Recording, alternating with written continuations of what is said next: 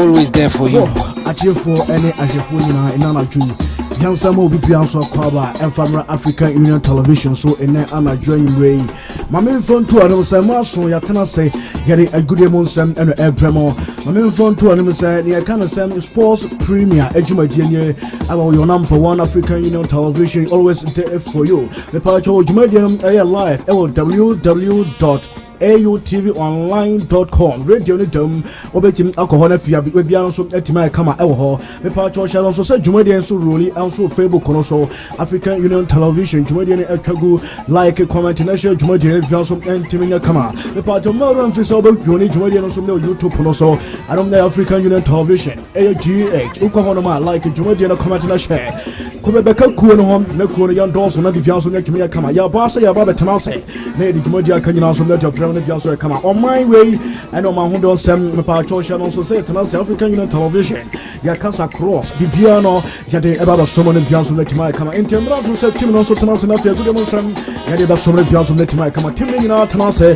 the culture say Friday bia I announce ecosystem no twe na jumati yade plan na piano let my come tell a friend say team na stay tight I'm a sports premier jumati yade plan na piano come tennis NBA the part of and football also no shadow so say can after WWE ni na no ya tenase breaking it down touching it down and okay and super pam ya warm Eddie amama Olympian so let me come every team no tenase no mo dom si call na because we come obeti seal fight the blast obeti can na fe tio the big man obeti na fe we room our tennis no na fe football no so e hon kam kaka na because let me I come shadow so say gracias mas Eddie ever two now the aqua for no breaking it down amaye na fe yan so tenase they are touching the down and also come shall also say Jumadi D wins in it, you know. I mean, Jumadi and one chairman and name from that come look out also at the pass. Seminole can say, and that match, dear 21 Ghana Premier League, part of your both match away.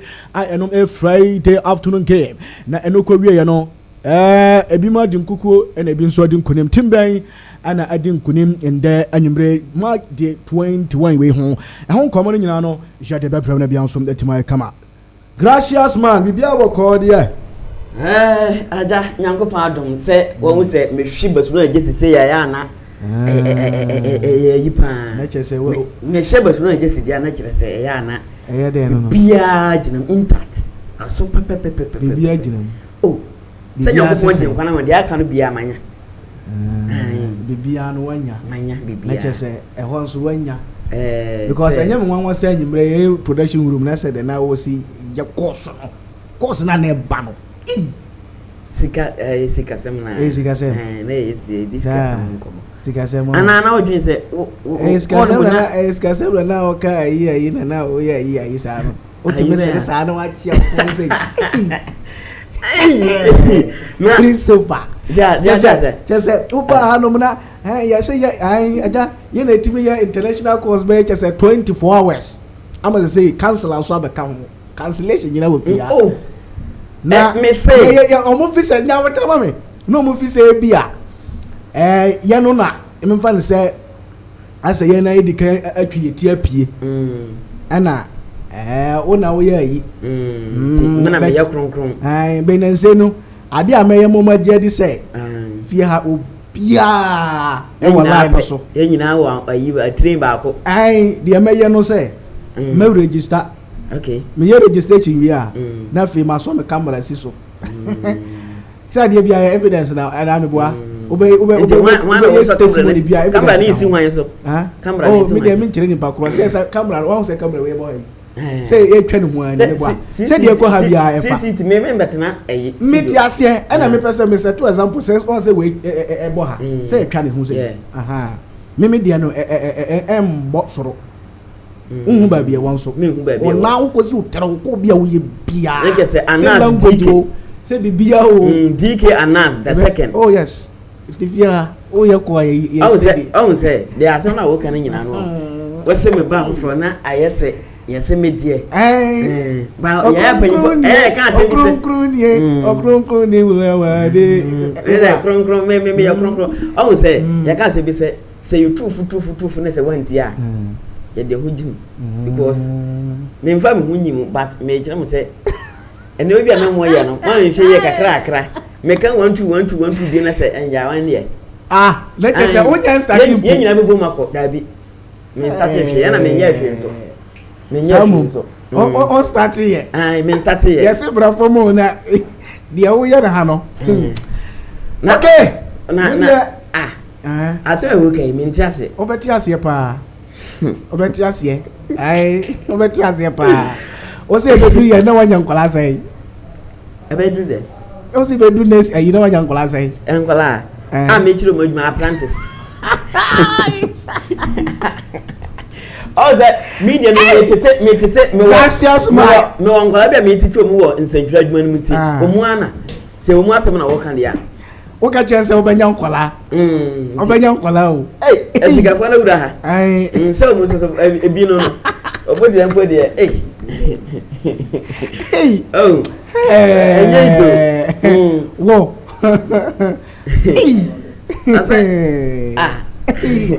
I didn't know him. Ultimate no. Ultimate. Oh, that and that's Friday. A freaky Friday. Fanta freaky. And you may no moon to for no. Town started 12 more. And the old way as a person to for. It ever meant to for. And somehow can I media ba. Nampesa me swane so na me yidi hiame. En kwala 3 next year abeba na wo 3 enya sa no kai. Progressive room yes no kai wo so be wo 3. Na wo se taw fo kura wo. Sa be bia boko. Boss play bia boko. Ba bia free boko ba. Nyame adum nyame adum. Nkwala no we. Bia ho ye. Say they say that mo impact knowledge no. Oh yes. Yeah nyabre. Say akabe 93 days. I say BC no ye kwakotwere. Okay. Ntino ye nyabre.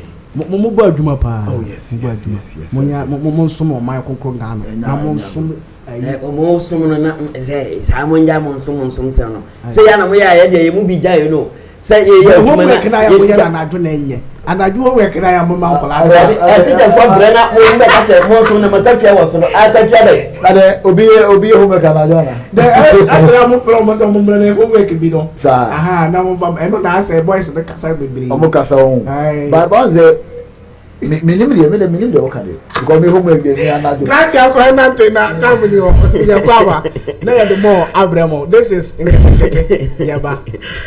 All right, I know I tell na chese efia haja no anso asokumo na chese enkomon ketenketen na temu otaye na nso yakase yedi ensuo ase adwene achita wanhwe esuo frao na ebakwa akwhwe na se bibia akoso yekọ na fe latest update and also no eso ekoso wo nkrofo kroso na yewramo na fe yede update no tamamo ketekete mampole bi na ya no maka o man kyerem ye anwumre wote ya se obeste tuntu African Radio and African Union Television our Facebook and I feel YouTube and also obetwole tuma tena like share na feel comment at one obetuma atwera wonsem kan watanye watene and I feel bibia woka we tuma tena wonyina no wode to wa preppa mo yebetuma kan etama o also we tuma tena so na straight away we from Spanish La Liga and ya data 8 p.m. tuma tena Espanyol everybody 30 minutes tena Deportivo Alaves and also ye keme betuma toja lazo we terrace na airport test and the tena de January and we are 7:45 and it came no you bet to your colon and so German Bundesliga airport the test side and the TNT World Packer and we are 7:30 and it bet to Ghana frankly one the tier ISS side and the TNT land Everpool and the tell have and also 7:45 and also you kills a bet to and so I just say Europa make one at the test of Ramo Cup Champions League 7 p.m. and Chenafi came no and so 8 members so come Ahila on demand airport the test side and the TNT Melody Sound Dance and also I just a carve and also Champions League gives out one a bit more cost when I'm Mejamo on your super mega down so now Mammy Jofa Champions run of 16 I had just a pro of drawn not your new comma answer and I'm elsewhere in Jumatino so yes on your screen or jet I send it and I Jofa or Moquatina for most a year drawn a comma no way a road to I had just a Budapest 2026 now the playoff no drawn a TTN ne woko pema team de tin edi Monaco no mo so no SCD team de tin enso edi Paris Saint-Germain ana fe Benfica once again masa efie wan to akramo betima to abaya revenge ana se tata na betima koso di atena se Benfica o mo so ana team de tin do Real Madrid the 15 champions o mo so ana tisa no e bo ne di atena side de tin enso edi Karabakh Airport ana tin Newcastle United Galatasaray Colombo Airport ana tasa de tin de Juventus Bobokono eno che Borussia Dortmund BVB09 Football Club omoto na boy de tasa na de tin enso de Atlanta Bergamo eno che Club Brugge abanya team de tin e de Atletico Madrid na fe Porto Clyde apo de te Inter Milan Olympiacos and Bayern Leverkusen anonso no ya dese ukopiem enso playoff we enso ya dese Paris anonso no atima babe toka na tietele so wom enso wa dese Facebook ana fe YouTube na so a we humba se Paris Saint-Germain de Monaco no ya dese de Barca na fe Chelsea eloko ne jatuo kama ana fe ugrama tima de tin enso de Newcastle United ana fe Porto Clyde anata Karabakh omonso no ya de Barca ni Chelsea enso jatuo na tie epa kire nyina na so ugrama tima de tin enso de Monaco ana fe Paris Saint-Germain do bedim kunu bia no ya likely so banya tima de tin de Barca anata Chelsea boboko no sa so na Newcastle ana fe side de tin e de Karabakh game no wo bedim kunu ya likely asa wo Chelsea anata Barcelona sa so o ugrama Tottenham team no ana fe Liverpool o monto no e likely send o ko pema Club Brugge ana fe team de tin e de Atletico Madrid game no wo bedim kunu bia no wo to no wo team de tin Liverpool ana fe Tottenham team no sa so na Galatasaray ana fe side ne tin de Juve wo to no e likely se wo bedim kunu bia no wo be fe se de Liverpool ana fe Tottenham Real Madrid ana team de tin e de Benfica so no se wo team kunu ma likely team to betima sha enso team de tin de Sporting CP ana fe side de tin de Manchester City ana fe ya de se Inter team no o monso e likely se Inter Milan o mutimi team kunu ma o monso ana se o mune Porto Clyde emu bia no e betima sha City ana fe Sporting emu baako enso o Champions League mo na fe Arsenal team no o monso ene Bayern Munich e twen e ya de se Leverkusen ana fe side de tin enso edi adese eye Borussia Dortmund ana fe side and tin enso edi adese Atlanta boboko na wo bedim kuno eye adese Arsenal ne Bayern Munich twa we so eye so far run of 16 and parent no eno so eye tiatia na nwumbre ye jamotama o twatene so na tiatia so wurama Champions League no woni se playoff na ba beto na tiatia ne date empayfo so dasha no enso eye adese ye favorable na woni se first league games no eye 17 to 18 February and I just say who could be my first league games no e betima boyfriend and a second league games no 24th to 25th February and I just say second league I just say playoff matches no e betima boy de furua and also ya tie no na woni mtenche she na ya say and dey say it me a boy I just say playoff no wia e be san ya another draw na fe yetima wo ya just opponent ya we be betima cha our run of 16 and also ya latest free UEFA and now you brain no ya jamo Jumate no so na mame adese Europa League no wona se eno to no draw no timi pa so kama na tiate no se 19 February ana fe 26 February 2026 aya adese Europa League no so no eno to no 8 ma pa so kama na tiate no se playoff no team and team ati Ludogorets Razgrad o mo to no e bo de tie Ferencvaros Budapest eno ti wo bedim kunu bia no aya likely so be side eno so aya adese Porto ana fe side and team eno so aya adese Freiburg aso hono na woni so ko prima side and tin e de Celtic o mo to e bo de Stuttgart eno che Panathinaikos e benya side ne tin e de Victoria Prazen Fenerbahce ana se Fenerbahce e bo de Nottingham Forest ana fe side and tin e de Dynamo Zagreb o mo to e bo de Genk enso me piako so na Teta Bremen e bo e de FC that side ne tin de Bologna tin ne tin de Pau Thessaloniki enso e bo de Celta Vigo Lyon Metropole anya side the team the Criminal Zeta and also a just copiemo and so I just say Europa League way so a local say faces no playoff no and also a Paris and also better jam no more no so no I just send first league a 19 February and a baba for second league no a 20 and a sieve a February better upon in Afra and also a tiateno na and now you bring no ya done a chiletema on your super mega town so now for me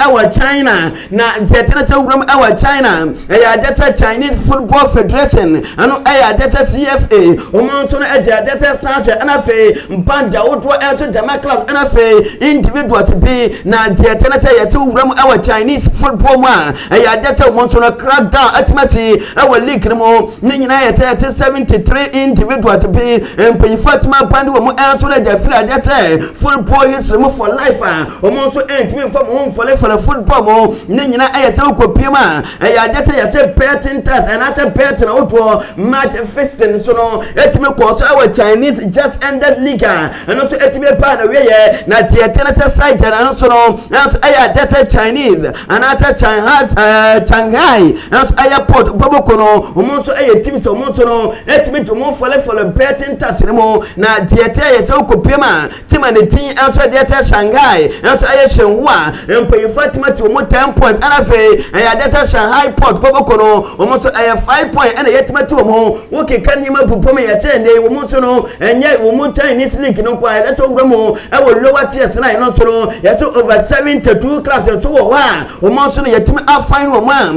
and omonso no betima tweseka na yeso okay kan nyina boma best 1.4 million that's dollars and your fans yete atema data class and afi teams and omonso no akwa match fixing our data China omo league no na win Chinese league no data 2025 no ya bawe na out of data 16 teams almost competing no emu mako 11 and I say data task jam ya France match fixing almost no edo mo fole mo na the eba ya say wrom answer data CFA almost edo to just league na ba shase no data teams no so no ya find woman with teams na and also just a match fixing nyina no almost ever started with minus and I say negative pointer and also just China who ramo so when league ma tiete no na na nyumbre yenta na chirete ma o wo chuma no so na ma me Chelsea boboko no when say Chelsea Stamford Bridge just a ho and almost can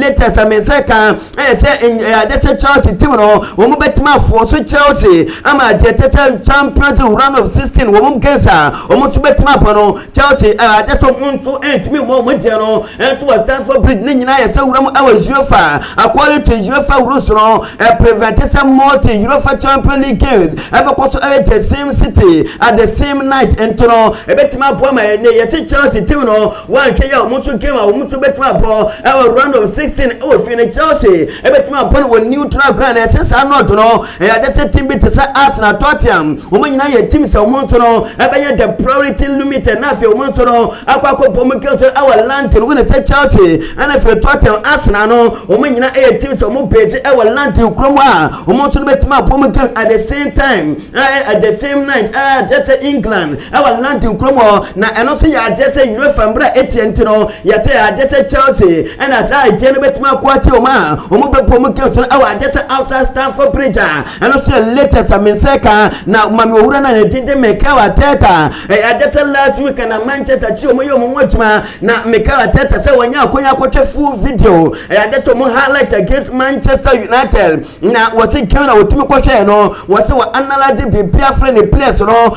so ti bibia to mani wasi ekemi na nyina no enya de say etimi play mu wo bia be ye enya wono Mikel Arteta na enya players no so twa atia etimi ko so kana wasi attitude effort and if commitment no bibia no na so no say atia no so place and say no coach name wo twa game no twice na nyina chi no won so ebetima accept say atia no na game na kasa tall straight game and motimi ekopo no enti Manchester United team na atia friend say effectiveness and so na ya adwuma na wo Manchester boboko na and so yo wura ne tinte Mikel Arteta anwumbre ni nsema ojeto dwa na wona say Manchester City nyame ya adwuma eta Sunday wo mo echina kuna bra mo ne side and the thing and so Tottenham epani na sakene ne betwa to gana wo Manchester City that's sad news eba ya say point at the thing Jeremy Toku point on to eba kwa say 2 weeks I want me second from side and the thing so the Manchester City and also a big play na no pay and I say na nyumre ye chema o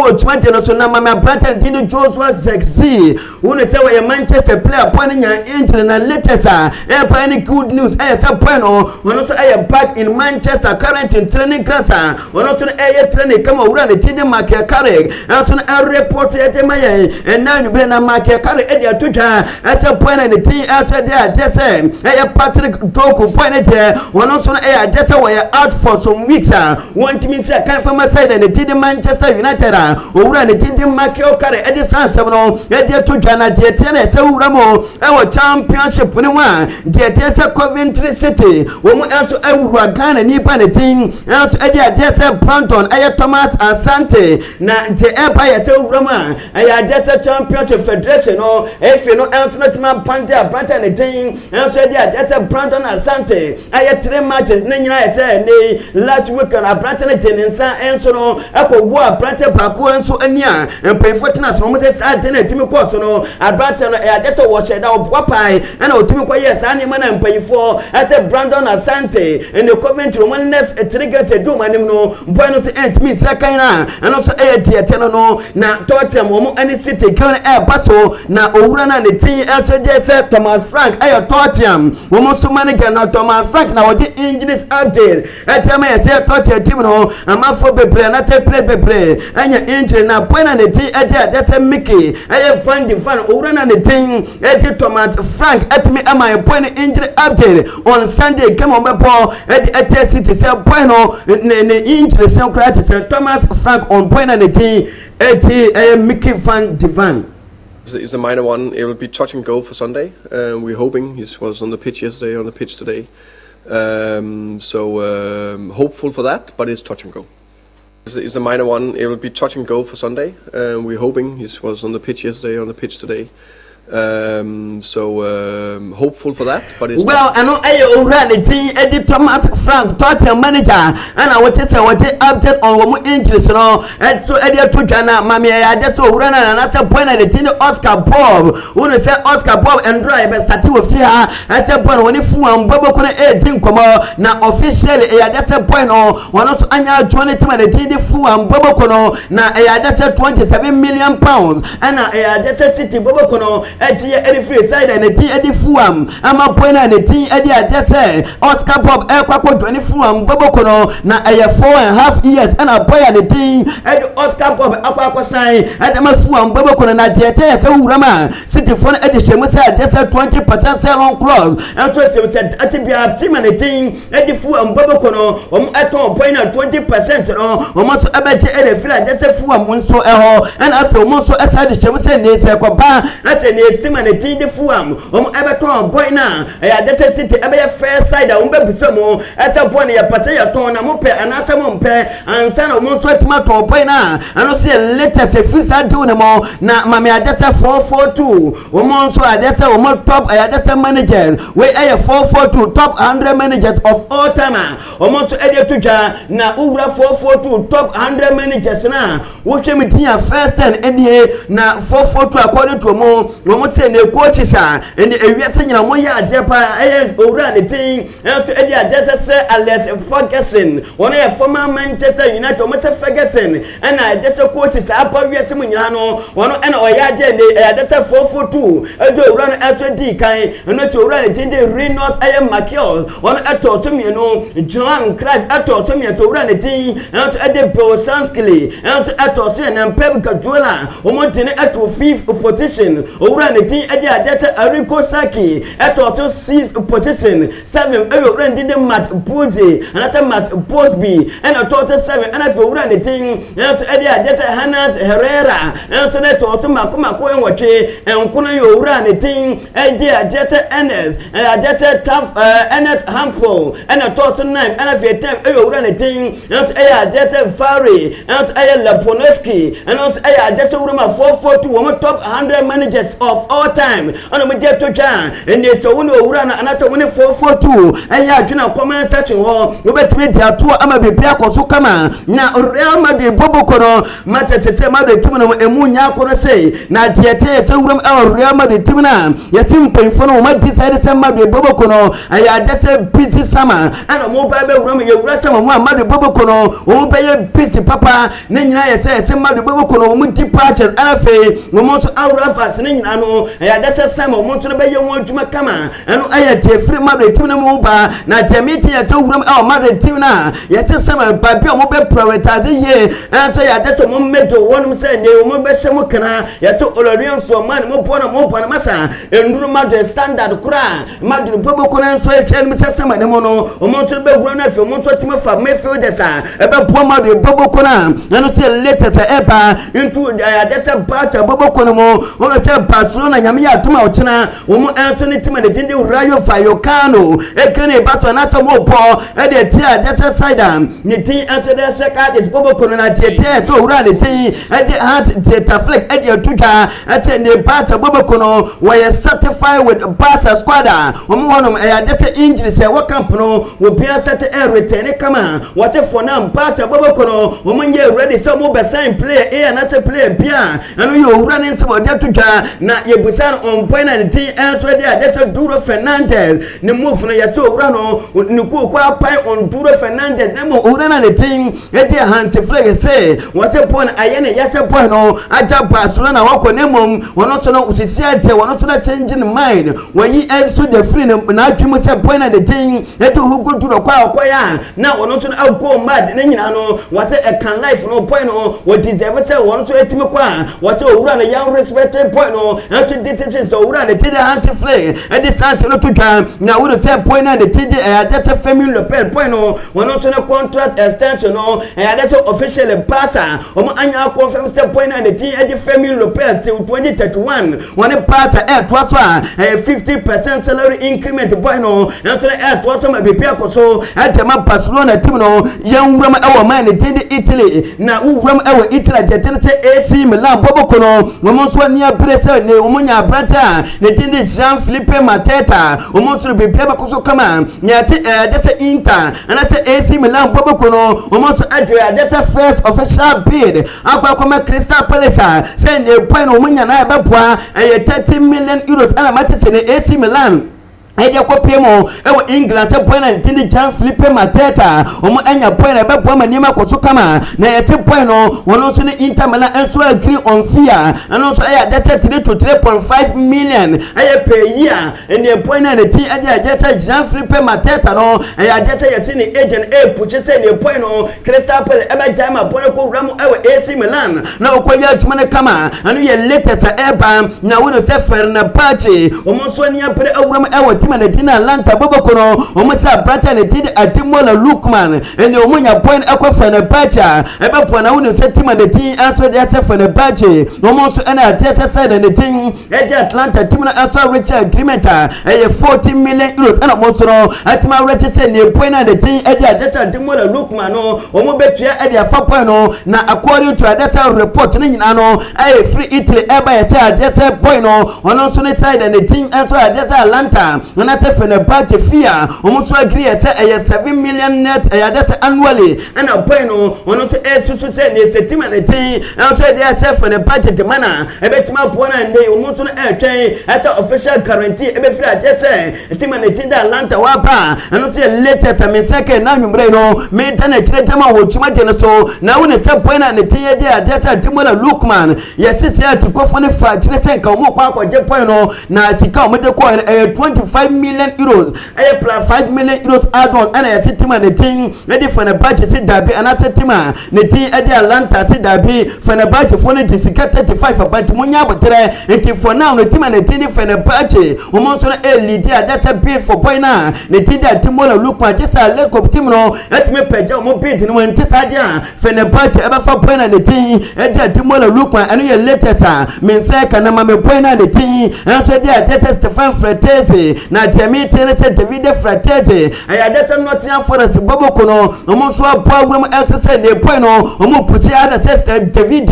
aya Fratese omo so anya point na bebia ba koso kama na ese ne ukopiem ento akwa kopiem enso from team na tin Nottingham akopiem Inter asa point na the team David Fratese omo enso akwa ko di point no nkoma ano so ejepa na ese team na tin last so no omo so na etimi tebir akoya ma team na tin Inter enso na atene sa sa offer ne down say point na the thing na so di David Fratese omo to na desa outside Italy and mo to betima to point no amana tima ko na nwumre to won sam no edema wo tuma jeros na Inter boboko no won say no pa na ye be catch so point na di Musa Diaby mo to no I the bill ko payment our ETR say bueno omo epe 35 million ma ETR average at sabe no say Inter boboko no omo insist say the omo so no dey say second bid offer back for bueno the thing etim Musa Diaby na say bueno there dey say wono so no Inter etim koma ma nei omo so agree say bueno best 5 million euros pay year omo dey payment bueno nti aka nyina ya say team na dey ETR and if Inter bet me agree on fee and also and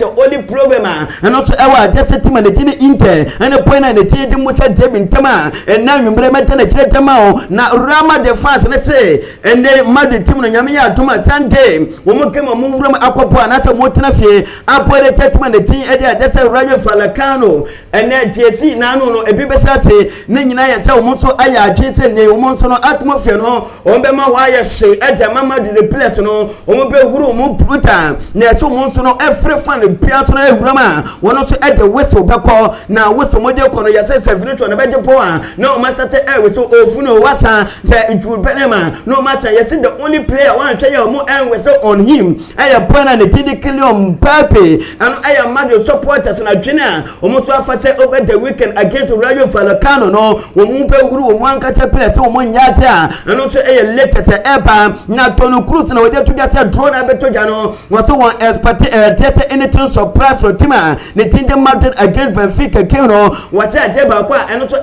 border that Madrid team for now I be say Madrid for no wo mo afo so mo ama ende wo mo so no ba bo game and dey wo mo so no enje wo Madrid so mo additional 2 games na wo kwa Madrid wo mo so no that's so club no wo mo so schedules mo na enka ho prampo no say wo man kasa ya ma atene ba be ka ho ayete say your cost no ko economy say you bibia ya kan say import purchasing as wa ten enka plans ho wo pia bonte wo say that's a kala wura bi nampa bi na wo sika kwa koto wo so na wo koto ba agio sa na Madrid team na ya wura the team ya dia that's Toni Kroos edi tuta wo say Madrid team na asa wo hu say team na the team and so edi Benfica ko mbe form so easily nemo awi agina wo say Madrid team no wo mo betima play mo wo man kata wo Toni Kroos legend and Madrid team no ono tin sant no tuta afi yanko tin ko na wi ensem na awa that's Australian Open masa awi se wanye boli bi anhwa wanye tennis ni bi anhwa ya that's pompo na ko highlight ne hwe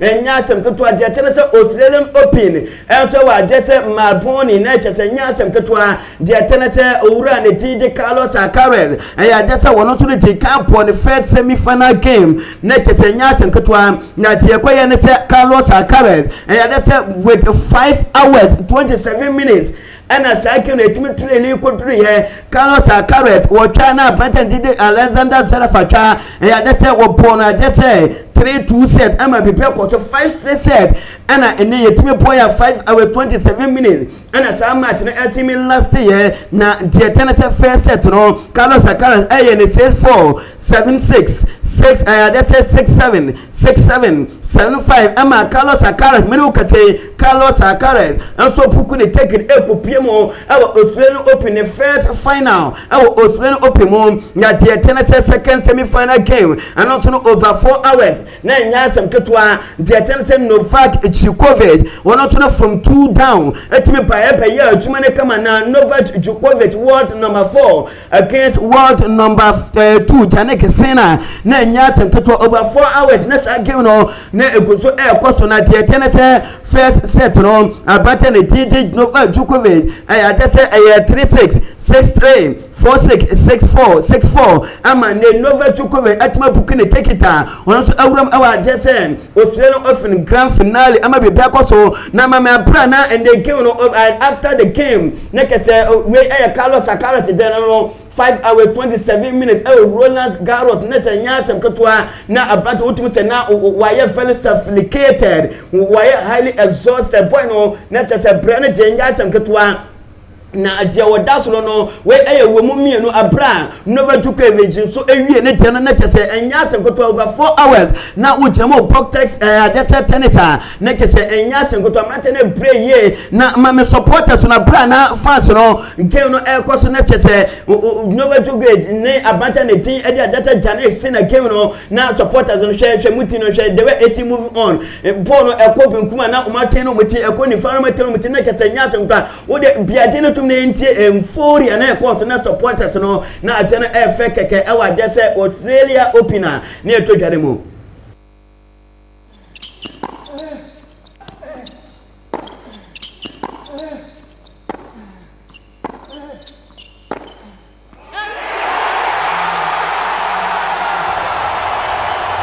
Well, I know I did tell like supporters no say I tell na efe bruta e wa de se wo kopim e Australia opim na mama Nova Djokovic after Sandra and after say wono e winning the game na Nova Djokovic e just da wo say what the supporters wo be bia wo hwe game no bia no what to be bia say I just say wono na ni achi say wo ko grand finale Nova Djokovic.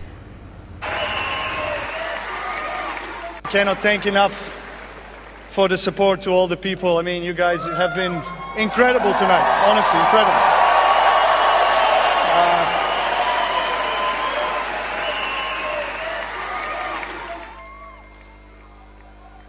I love our passionate relationship. Every year is something different, you know. And tonight it has been well, I know I did na when say ono so ewie ne je Carlos Alcaraz o abranto na wo manfo fi say boy na pra o wie game na wo dafo team keja boy no na wo look fragile after the game na abranto did Carlos Alcaraz and so akasa elephant health issues ho after say ono so equal 5 hours 27 minutes and so our diagon Carlos Alcaraz on the health issues into the final ono so ewremu no. The Masters is not going to be nothing at all, but you know, after 5 hours and a half match and that high level of you know, physically, so you know, I think the Masters are gonna be tight, and I just gotta be whatever it takes to be. You know, as well, I know I have planted the TD Carlos Alcaraz on the health issues into the grand finale. Nyamiya Duma Ochena, that's a women's single final. So no Ebetoja, Mami and the TD Arena Sabalenka, one every Belarus, one also in the Kenny Basa Bra, one and Mami and the team answer there. They say Elena Rebekina Keno, Ebasuna Sante, like I said, the super class on the Benyas and get to the 10 times champions. Anyways, in the first time, that's an Australian opinion about the Carlos Alcaraz Eddie Bonnie Nyamia Duma Sunday na nyasem kotwa na ye djuma de nisi na mami birthday ya that's a naming ceremony we na ye we say naming dia ya na ehua award ye wo ye yes we that's a naming ceremony yes a special naming ceremony and also course we adia and also from the camp of Mr. and Mrs.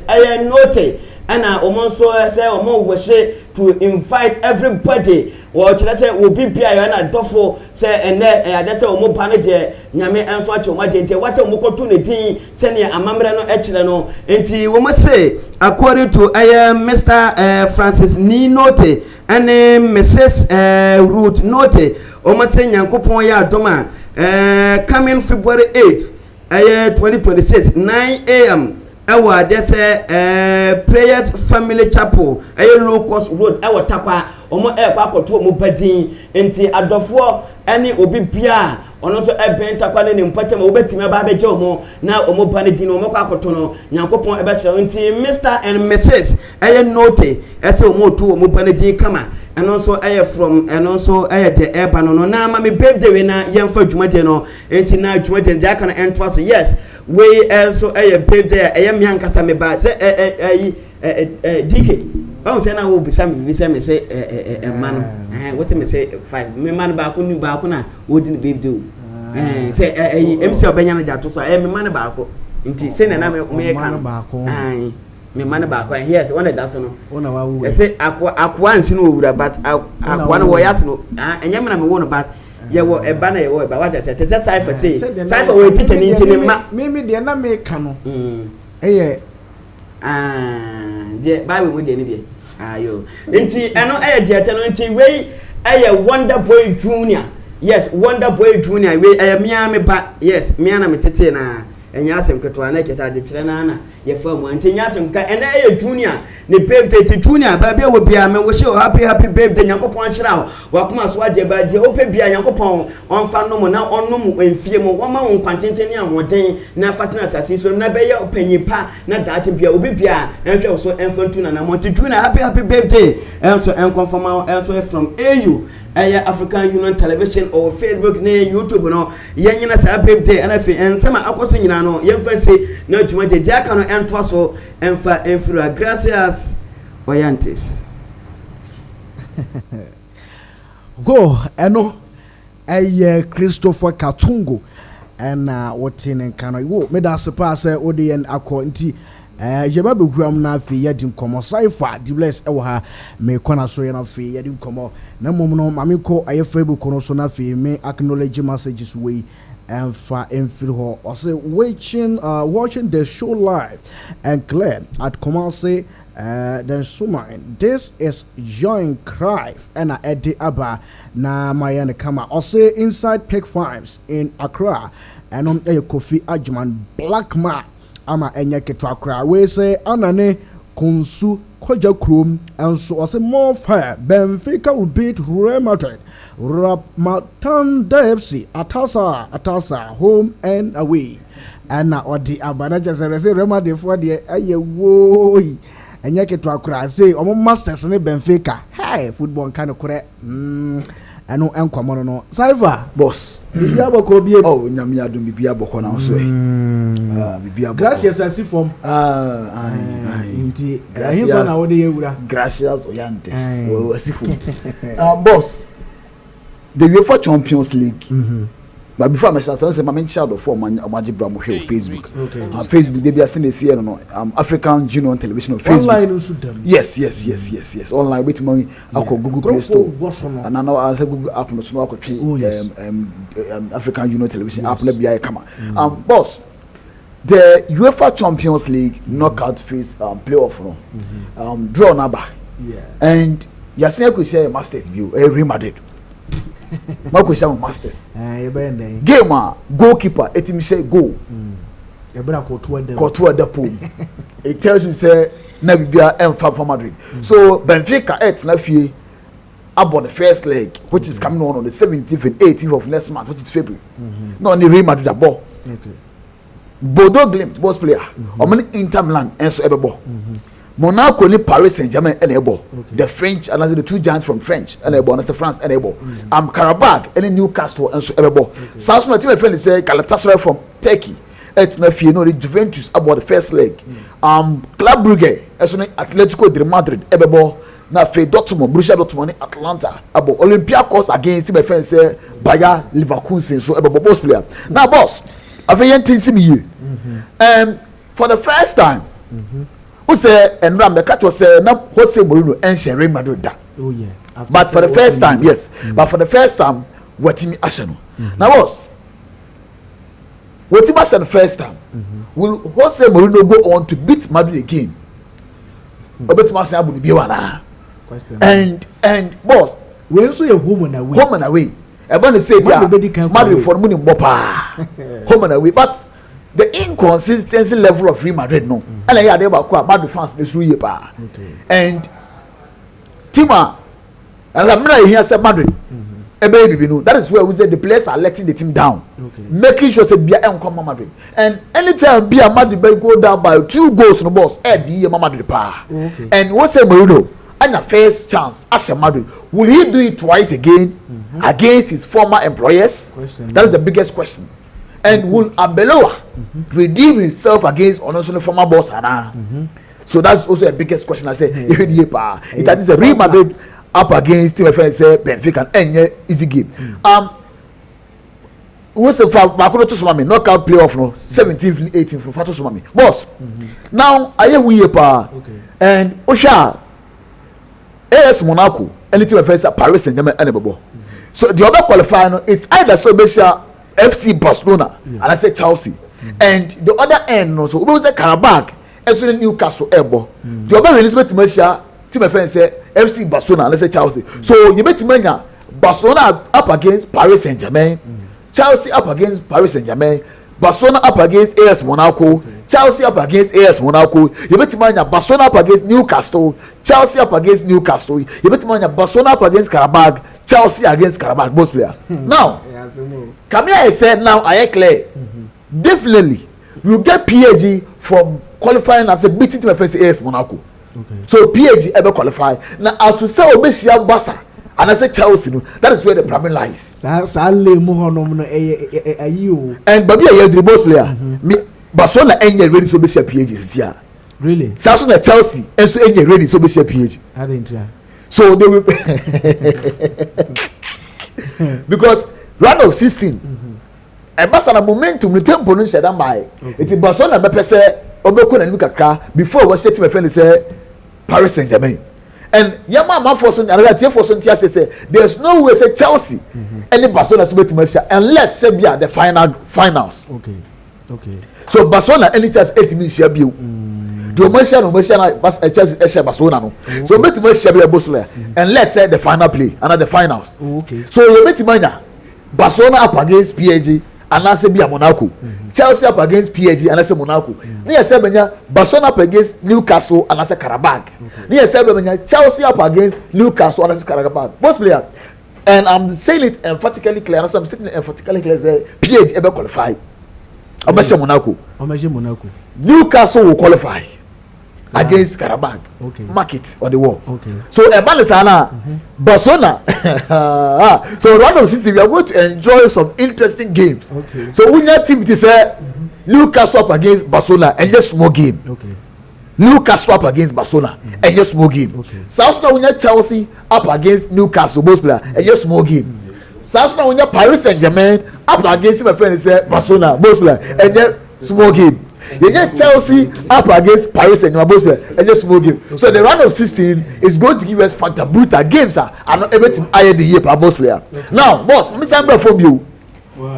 We are getting Galatasaray up against Juventus. Okay. And the winner betting match the team first Liverpool and I said Tottenham Hotspur both player. And on the right hand side, both player, you were Club Brugge and I said Club Brugge playing up against Atletico de Madrid. Okay. And that side is what I said Tottenham Hotspur or Liverpool meeting Club Brugge and I say Atletico de Madrid.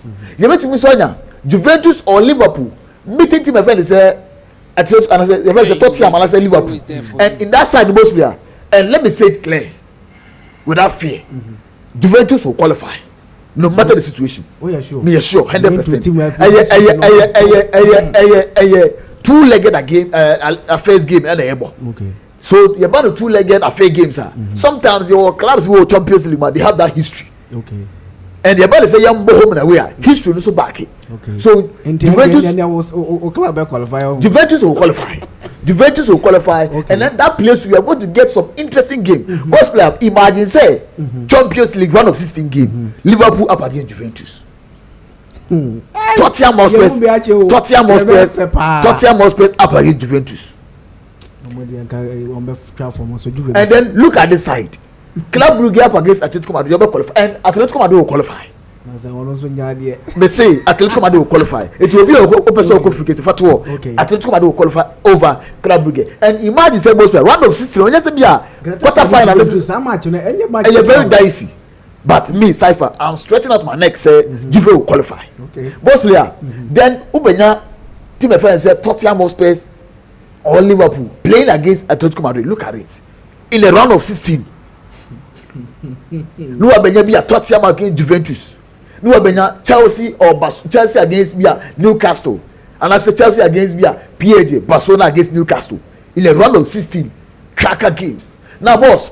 Come here say for the past 5 years Madrid any Juventus Manchester City there I say Cypher need to you nam sa Katongo ni DK win mo nam sa Champions League bia obeti Madrid taho and boss Benfica Real Madrid na no edi Madrid won adwuma e born 4-2 Kylian Mbappé ni sa buruburu from sa so hwia fi mama Abelewa everything sa and sa fan tinu sa so hwia fi mama now boss playoff draw no say ebio Madrid en continue na woni Benfica and Papa wants a Madrid at the Benfica Besano, and it is giving them some kind of motivation. Okay. And Madrid was something in their mind say we are going for a revenge. Na me awiana ye production na me ka bibi say Madrid kwatana ho na nkrofo nya guanko pe ayaka. So Madrid, one thing they say Madrid are very careful, they say they should forget about the revenge. Yeah. Now revenge no revenge they say yeah they at all say Mumbana mon qualify. I feel quite Benfica be bobo but good. Now Jude Bellingham complaining say they were aggressive. Yeah. Their intensity level was high. They were dominating. They were ready to kill themselves on the pitch. In my opinion, so this is the time. So most you want to die for the club Real Madrid. Yeah. You want to showcase to the world. So you are playing for the biggest club in the world. This is the time to do this, that. What you say? So Benfica up against Real Madrid. This is our boss player. A bad but Real Madrid will go through. Really? Yeah. Because Babi are winning bono no. Yes. A man say you home and away games. Madrid very. Last game. What Benabao and everything will go in front of Real Madrid. Okay. So Madrid to qualify. And boss, say Madrid a qualifier. Last year Sporting CP and so okay. To event say Manchester City and so So it's either say round of 16 we are going to get Real Madrid against Manchester City again. And I say Sporting CP. Madrid first you never say Madrid Ebenya Sporting CP.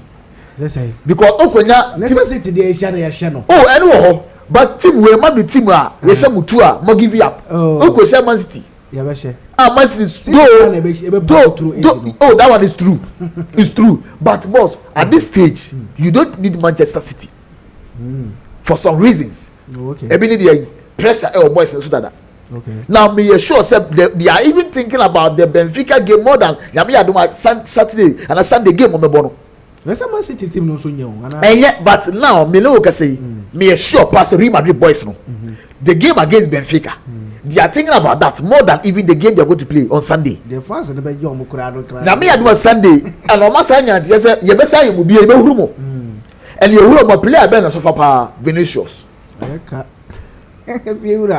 Vinicius and so far. So Madrid for no they are trying to please their fans. Hey, you radio. Almost try but the consistency no anyhow. So you're ready to and I believe that this time around Madrid will be able to qualify over Benfica. But I'll qualify now. Sporting CP as well. But Madrid fans may up to say community first Sporting CP over Manchester City for some reasons. Now boss, you Ubeka said now no me no be cast we Bordeaux Glimt. Almost City Ebono. Yeah. And almost Atletico de Madrid Ebono. Yeah. The team friend say Inter Milan should be very, very careful. Oh yes.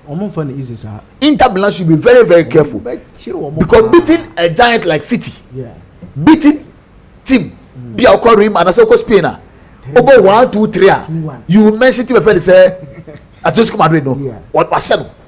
And on chance now over 1.5. Obesha over J3-1. Man City J3-1. Atletico Madrid 2-1. And City, team friends say Inter shouldn't forget say team we know or match be that. And they should think they be more you say oh wait they ever fast it. They shouldn't do that. They shouldn't do that. It's very cautious on that. Boss, after that you know you able to mania.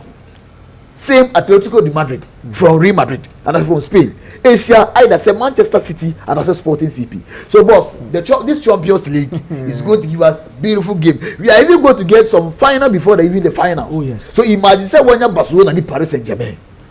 Is it not final before the finals? When you Chelsea up against Paris Saint-Germain. Is it not final before the finals? No when you be Manchester City up against Real Madrid.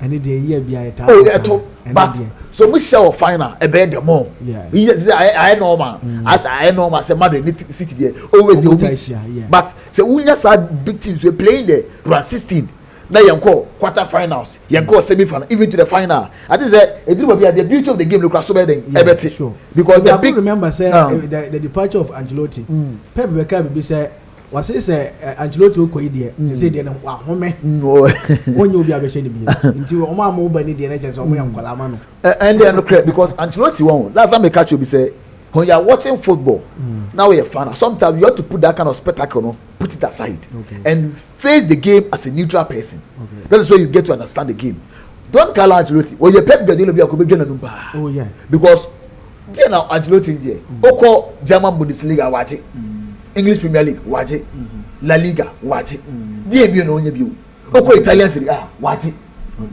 He made Kaká the best player in the world, edge Ballon d'Or.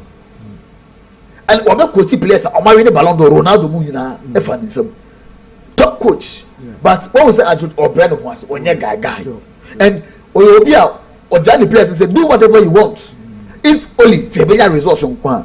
And then the say, so your coach now person show players as well. You are forcing them to play same nonsense. Because Obeya say, okay, Saturday I'm no freedom there. I will do something for you to go. And what we say team B, just a player, every coach at order. We always sack the coach, leaving the player. So that is that. Boss player, Antonio Toto Conte, fine coach. Obeti the white Scudetto, or the budget the English Premier League, or the budget whatever. But when it comes to Champions League, about no Johnny, no Johnny. The problem is for Nimbo. And most player, the highest level power compare your quarter final. Again, or the Juventus like well. One point home on the UEFA Champions League. That is Antonio Toto Conte. Antonio Toto Conte, most player. One point home on the year pane. Same as a quarter final. And when the Juventus and the quarter final. That is 2012-2013 season. From there, on the Juventus FM group stage, 2013-14 season. Or before Chelsea, 2017-18, or about round of 16, and free. Inter Milan, most player. 2019-2020 season round of group stage and free. Or go for first Inter Milan bio 2020-2021 season both 21 for man qualifying Cup bia. Or by far Tottenham Hotspur 2022-23 season both player round of 16. Napoli group stages now no the free. So about say Young League, he's very good at that side. But say about say Young Europa on your classic, which is on your European coach. But say about say Antonio Conte, Tioko for the Tio, and as a Conte, Bravetti Ghana Premier League, Obayama. But say CAF Champions League. And I like what the status on the television. African Union TV. African Union Television on Facebook. Okwa Ella Dahono. So 2012 boss player that's no. 2012-13. Or the book quarter final, Juventus. 2013-14. Or the book group stage and we film. 2017-18. Round of 16, Chelsea and we film. 2019-2020, both player group stage and we film. 2020-21 group stages and we film. 2022-23 both player round of 16 and the Tottenham film. Both player was by Napoli. 2025-26 both player he signed left film. So Antonio Conte, I think it's a club. I can remember the soldiers in a club. Bia Obekobiano. Can me soldiers say Omudru Champions League on the no more for coach for Omubobiano Masamana. That is the best way to go because Antonio Conte is a fine coach. Now man is assistant no leading coach. Yes, why a fine coach. But Oyobia he always want to win. But about Europe there, that is where the problem comes in. Boss player. Now Arsenal are eyeing for a historic quadruple. Now boss player Oban the Carabao Cup. Omo having a place in the Carabao Cup. Omo lead Chelsea by 3-2. Now Omo number is the final in the Carabao Cup. Yes, so beti magia. Boss player about the MTN and I say FA Cup. The English FA Cup boss player and also round 4th. Omo Jinamubi. Now when it comes to the English Premier League, now they are leading by 4 points. And the UEFA Champions League, Omo on top here. Oman Lusu game in the group stage, and it was a fine thing for Papa Fese Mikel Arteta and the guys. From the day Omanya form, could be a say Arsenal this season. Champions League, look at when you'll be But boss, say Mikel Arteta and the Arsenal guys, me are keeping it up. And make sure imagine even at least Premier League, local cup. Even let's put the Champions League aside. Premier League, come back the Arsenal change Papa. Sure. Fans in any but now I think they are on course. Carabao Cup, FA Cup, round 4 for the Premier League leading by 4 points. And when it comes to the Champions League, so they are solid over there. Boss player, enough of that. You have the English Premier League. And Champions League, they will do boss. Now the English Premier League is giving us some exciting games. That's March week 24. And you know who they are, Manchester United and the team of friends say Arsenal. Now what we have on our television, Opta prediction for March week 24. And according to Opta, boss player, I'm not breaking into percentage wise. So Brighton up against first Everton. So Opta so not there say or had a modern bar Brighton ever in the Premier League. No, we have modern bar Everton so bar. Obama team offense Brighton 51.8%. Up against team offense Everton 23.6%. Now probability of about draw supposed to be I 24.6%. That is Opta prediction. I don't know. Okay. So on one book case on Facebook no. Who bet me the Abana ready Ecoso. Boss. Now you will Leeds United playing against Arsenal and obviously say indeed say Arsenal and say they want to win the Premier League. What lose against team offense Manchester United. You don't have to repeat that again. Because point where Bradley say Nyame adum achena and I say Sunday Arsenal ever draw and now lose against team offense Leeds United. They should forget the Premier League table. City Baba League no. They should forget it. Yeah, same. Okay. So I'm about draw and I'm lose against team offense Leeds boss. They should forget the Premier League table because about draw Manchester City Spurs in the Premier League for now. Oh yeah, sure. One send no crowd obey now. You have to say City Arsenal could draw. City so could draw. And let's still 4 points now.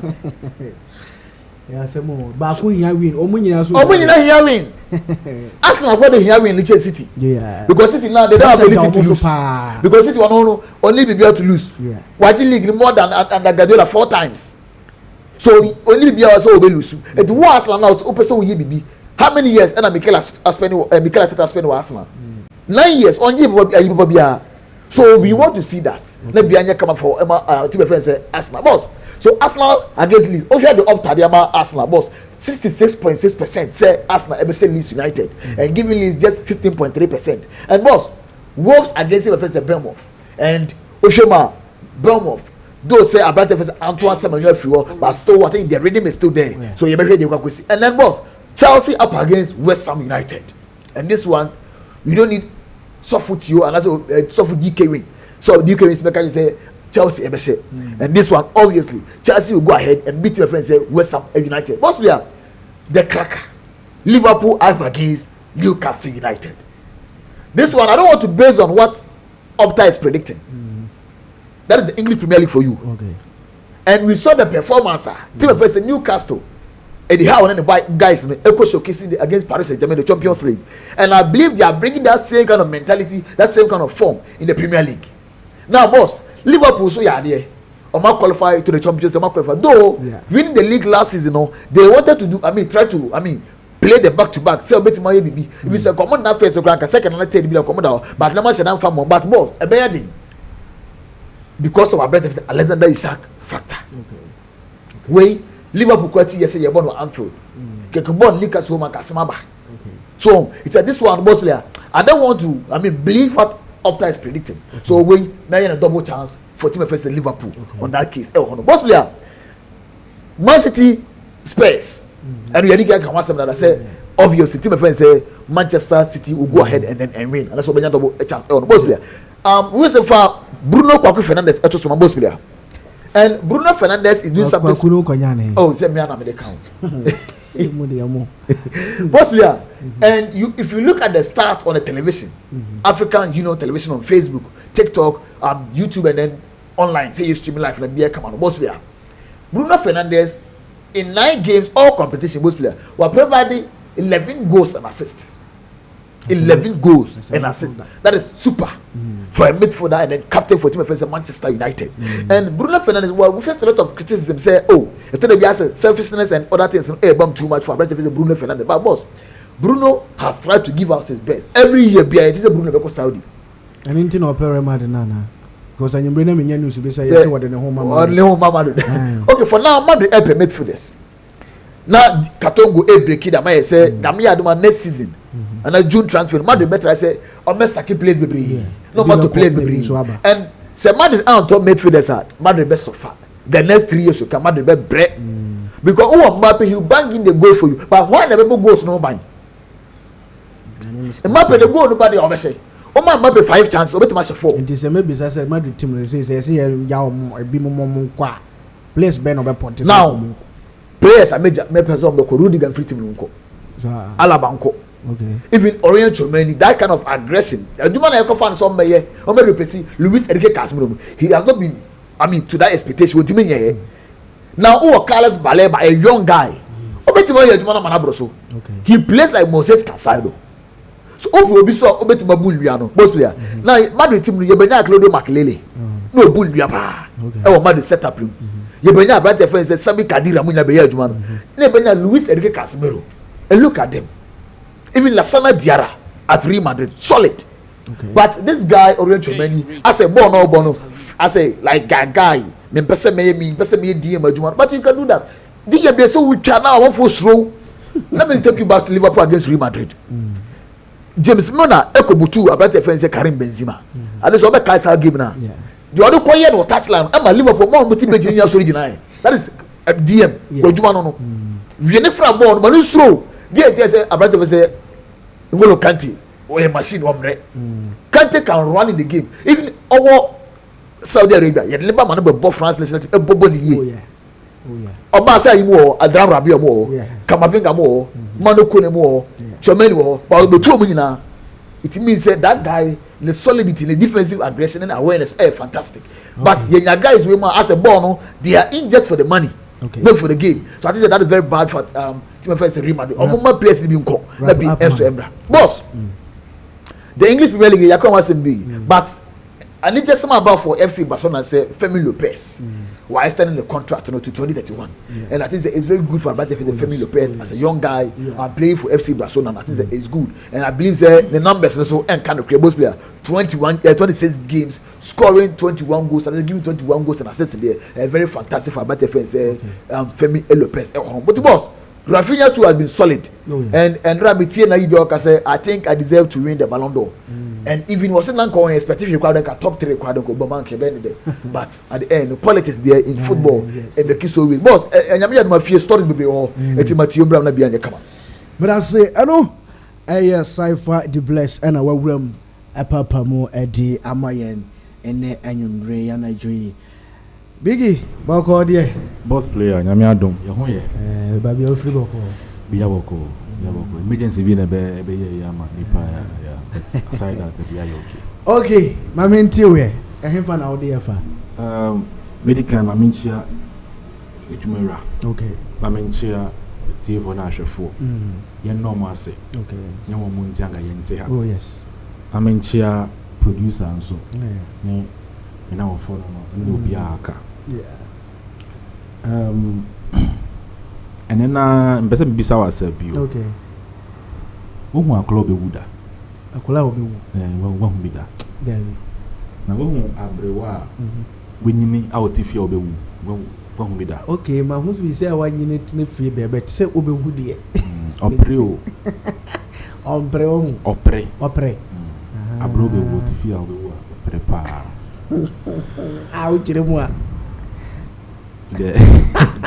Metro has here. Okay, what you say? Producer, mpacho we you prepare for this bet. Who bet me the playoffs fixtures now. Okay, the next Cypher here. Okay, playoff okay. Na me ma shemo ade bi ho. Ade.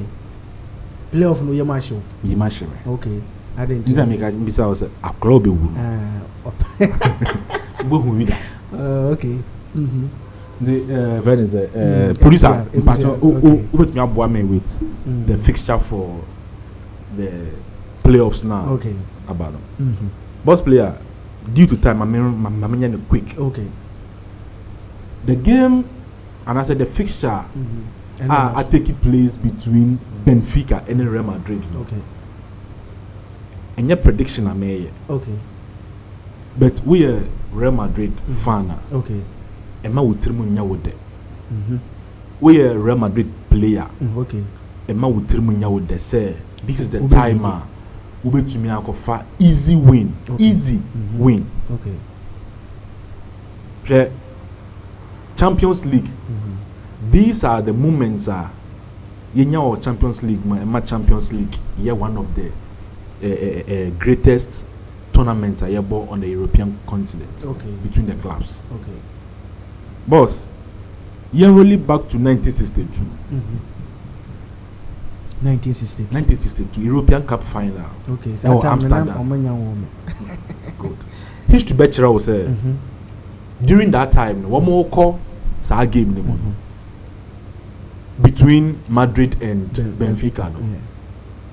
Madrid kita the likes of Francesco Gentomo, Puskas Ferran. the likes of Francisco Den. Look, guys, no kita omodi cause our game. These are guys you cannot underrate them. Okay. Now kita set pa. Okay.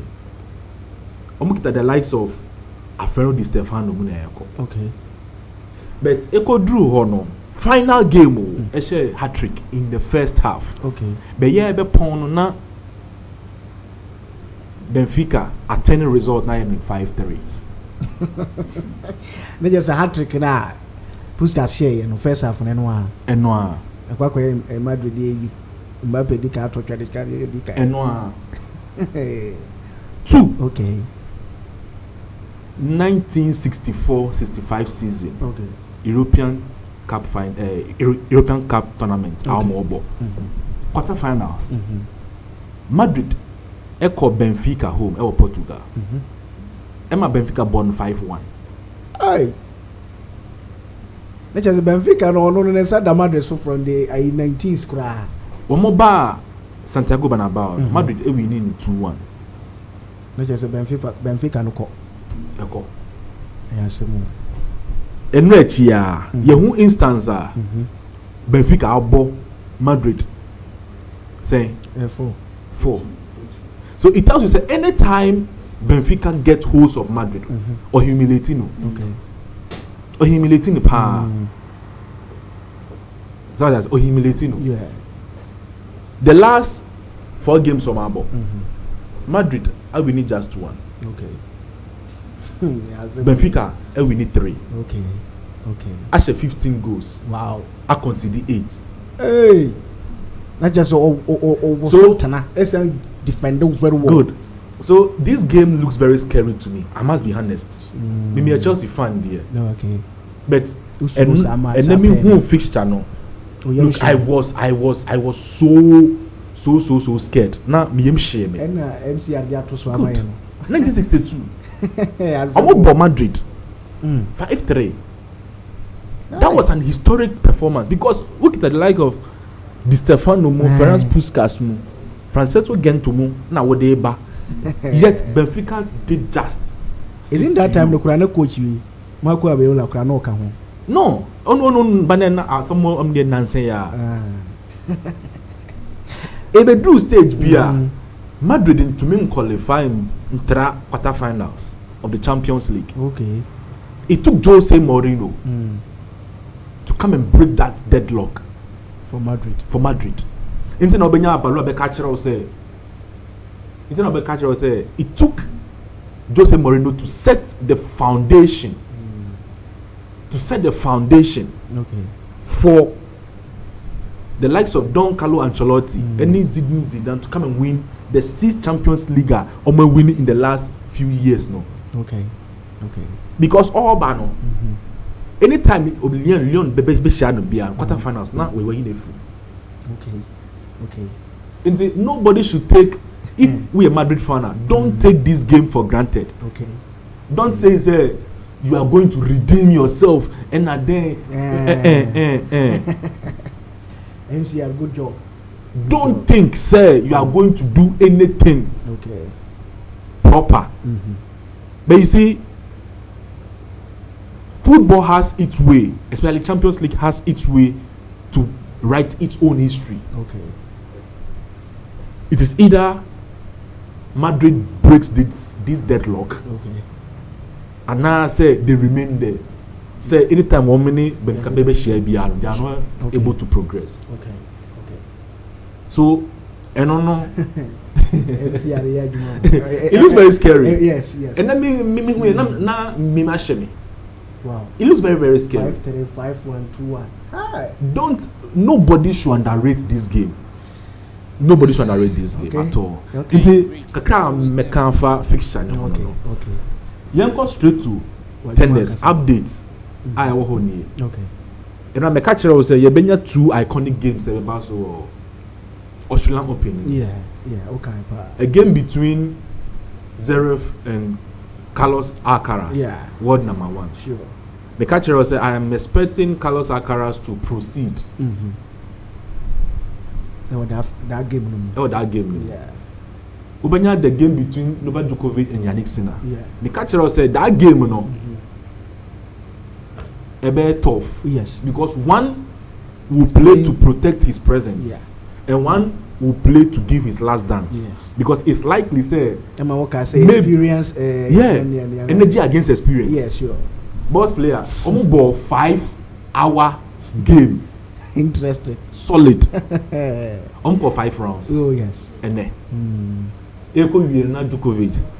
Or the experience now, we try Yannick Sinner. I was expecting Yannick Sinner against Alcaraz at the finals. But Ambanisa. Yeah.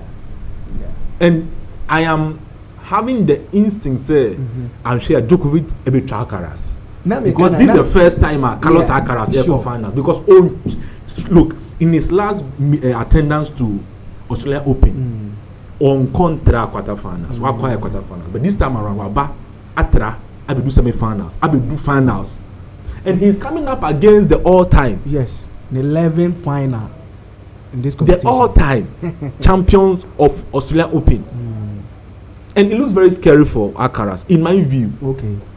When I mean boy Sunday. Wow.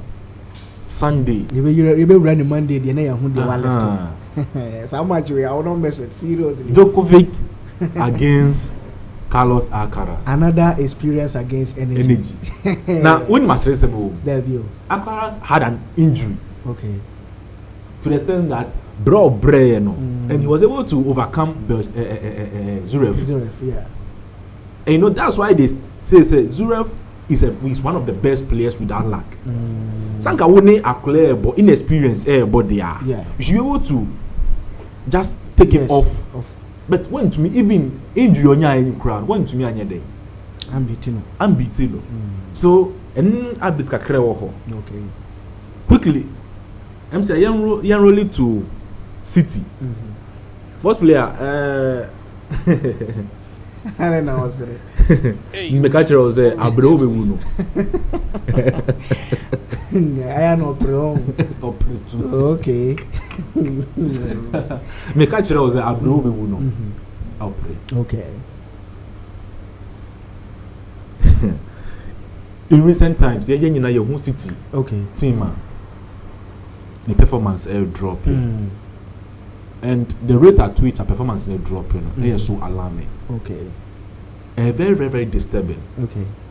We will be who follow football, you will understand. Say the way City performing in last 2 years, last year, and this year, it's so damaging. Okay. Boss player, Shadio, maybe so say what are the reasons why City performing say reason Ben Obama. I mean, I can say be a complacency.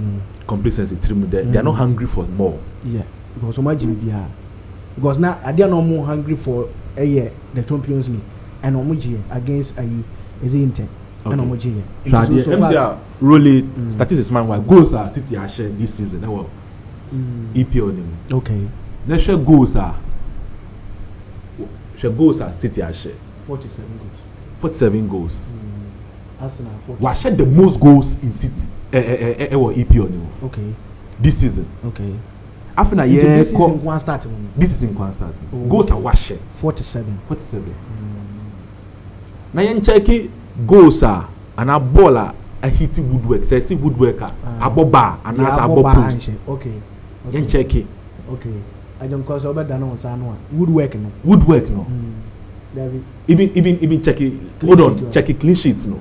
We need 10 clean sheets. That's na kuta. Top 3. Yeah. Top 3 no. Wow.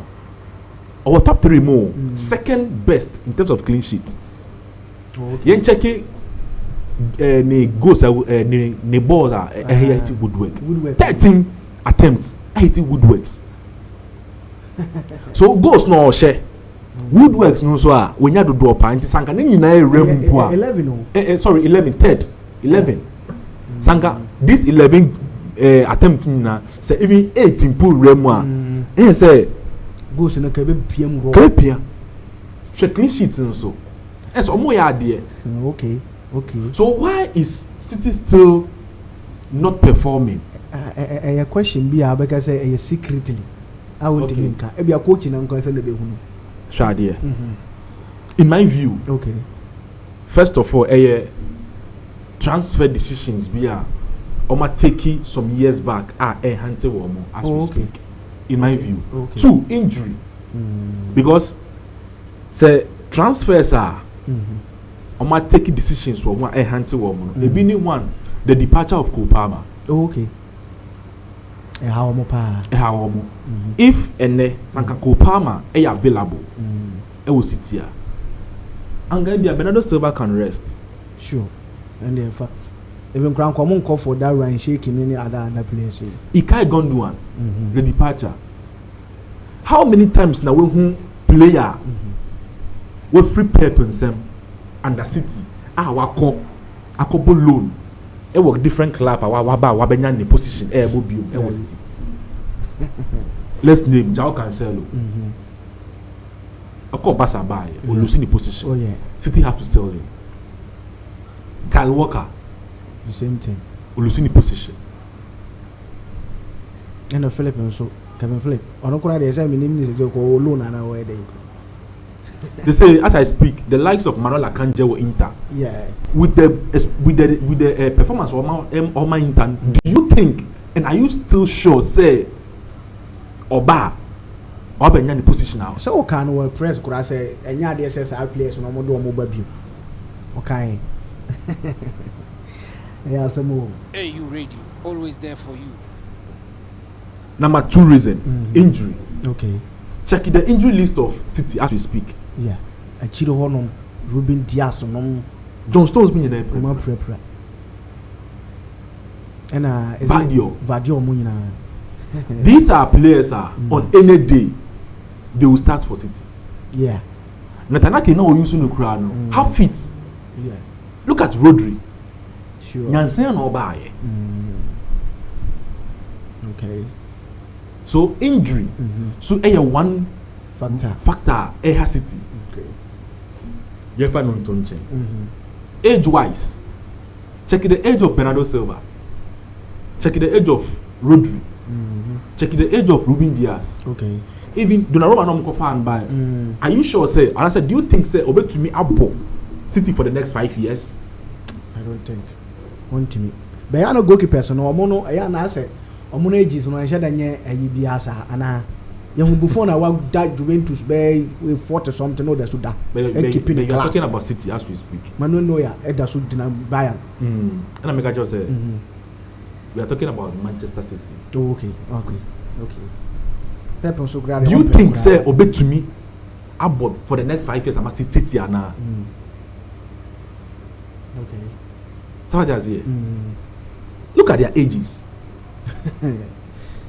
So when they meet and come up against younger side, or more robust, or more combative, very pacey, they begin to fumble. Anything at the likes of Bodo Glimt, but to me City abon 2-0. 3. Why? Okay. Age a factor. Okay. Factor number 4. Omo inability say omo ni. I said they are not hungry. Okay. Again, in my view. Because place be woman I say komoko. No more fafu problem. Are you telling me say baby Wolves Eda? The density we know, Wolves at this stage and send up a bono. I bet my D8 but OJ saying. Yeah, some more. OG2 pay. OG2. At that time, Krano was top coach. No Espirito Santo. OG2 pay.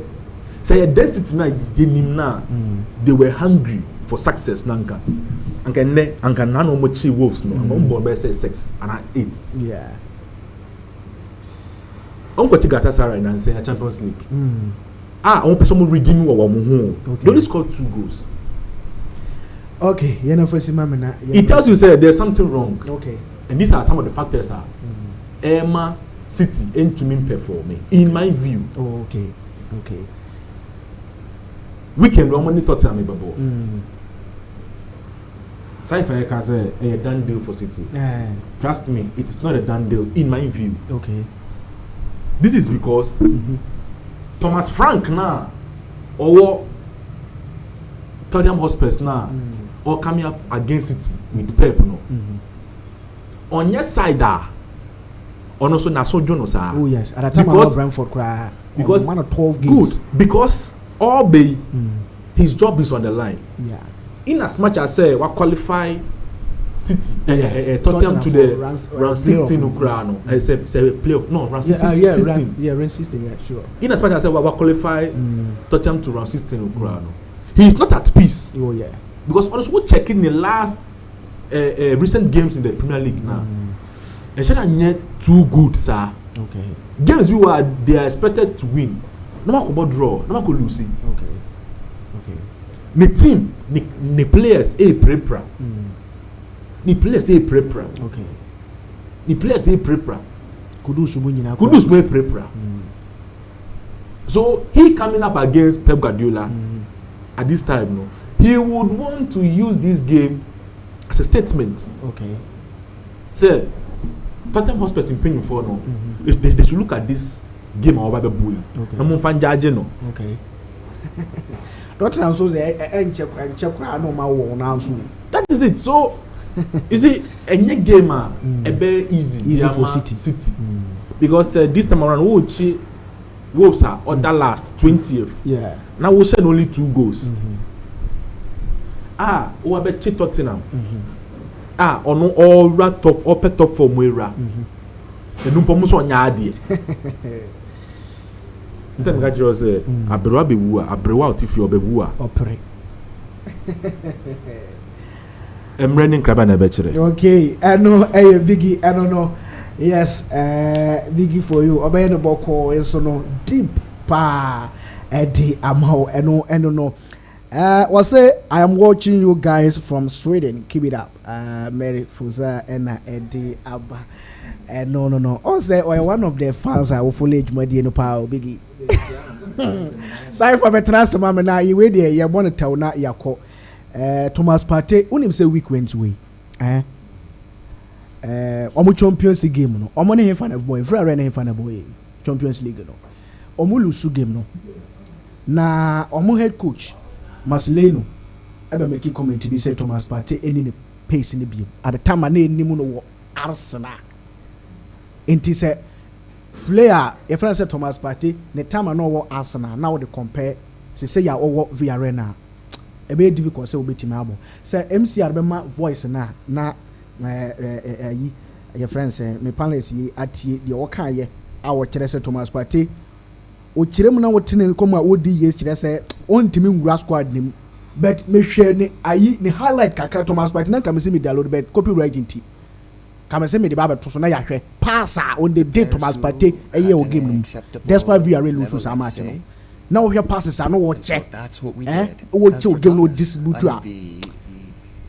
a shocking me say me this I kind of comment na coach no at the Bible thing and me a shock say Partey e betimi and the ura kura be ho so what is our comment from the coach what the MC Alpha to so no muntie nkomo no had an acceptable of the players who had an acceptable level, let's say, and so that's what we did. As for Thomas, I think Thomas, we know at Arsenal well, there's a world of difference. It's very difficult to play in today's football at this pace. So, well, I think it's been months and it's enough. Tough time for this player to show us what he was or what he's. The work I say, I said this is a world of difference between Thomas we know at Arsenal and this one. A world of difference. It is very difficult to play at this pace in today's football. Comment out the man Thomas Partey no. Meaning. Boss. Me no me nyina nim say wo ko Europe awo yeah ade a wo ni ho agro emma ene mmoa okay na Thomas Partey issue no by about the rape and assault and the other definitely we nipa sure e be have effects certain level of effect when the mentality so.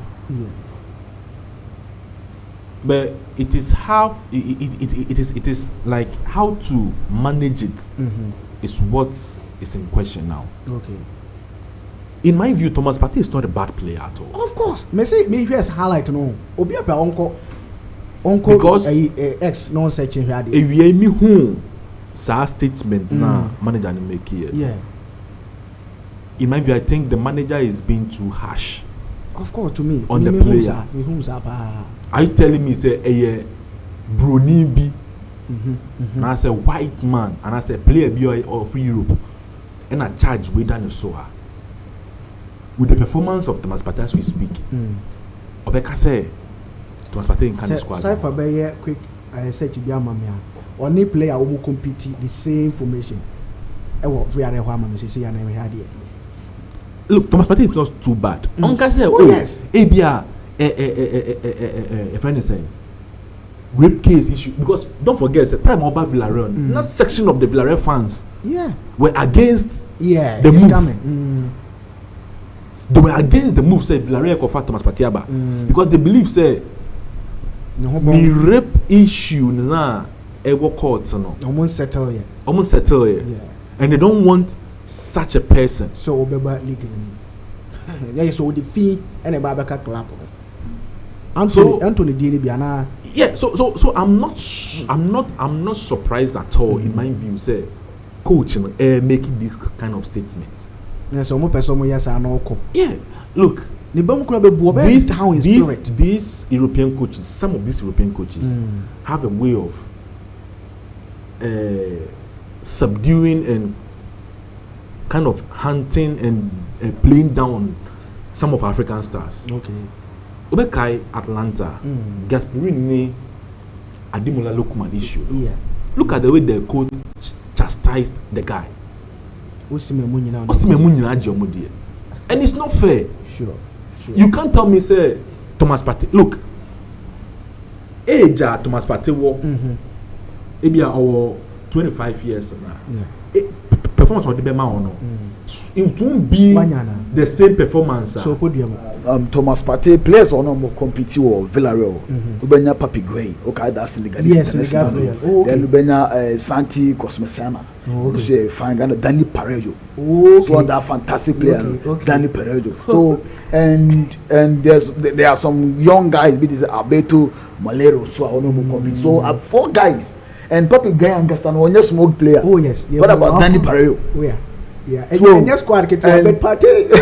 What do you I still disagree. Yes. Say, yeah, Papi.